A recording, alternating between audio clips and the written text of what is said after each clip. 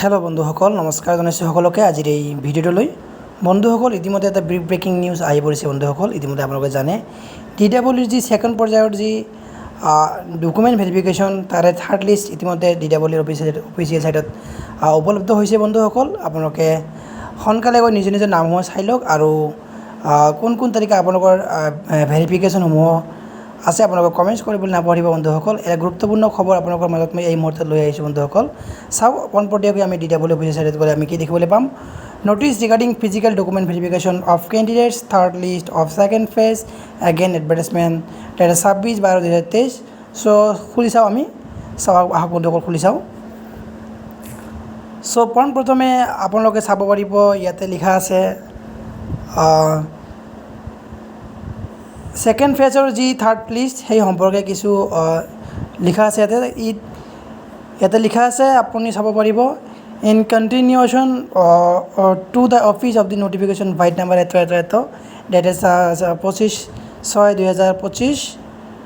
ইয়াতে লিখা আছে, it is inform to all concern that the second phase of physical document verification of the candidates who have successfully submitted their online application and uploaded their relevant documents in support of their candidature against advertisement number white number এটা দিয়া আছে। চ' date দিয়া আছে 26/12/2023।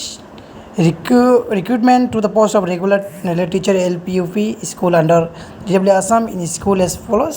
চ' ইয়াতে গোটেইখিনি দিয়া আছে। বন্ধুসকল, চাওক কিমান প্ৰাৰ্থীৰ নাম আছে আমি আপোনালোকক দেখুৱাই আছোঁ। ইয়াৰ আগত যি ছেকেণ্ড পৰ্যায়ৰ যি ছেকেণ্ড দিছে তাতে 3,572লৈকে আছিল চিৰিয়েল নম্বৰ, আৰু তাৰপিছতে ইয়াতে চাওক আপোনালোকে 3,573লৈকে ইয়াৰ পৰা চিৰিয়েল নম্বৰ আছে। বন্ধুসকল, ৰেজিষ্ট্ৰেশ্যন নম্বৰসমূহ চাব। ইয়াৰ প্ৰথমত আছে আপোনাৰ আসমা বেগম। ইয়াৰ পিছত চাওক কিমান দূৰলৈকে আছে, মই আপোনালোকক দেখাই আছোঁ কিমান লিষ্ট, কিমান মানে কি মাতিছে, ছাত্ৰ পৰ্যায়ত কিমান প্ৰেক্টিছ মাতিছে আপোনালোকে গম পাব।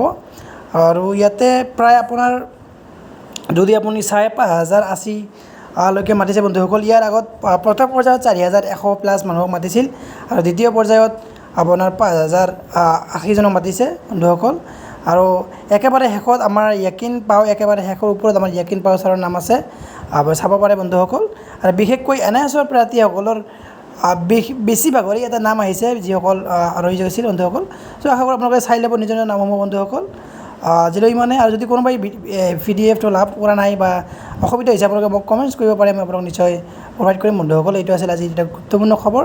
নিশ্চয় লগ পাম পৰৱৰ্তী ভিডিঅ'ত। জয় অসম।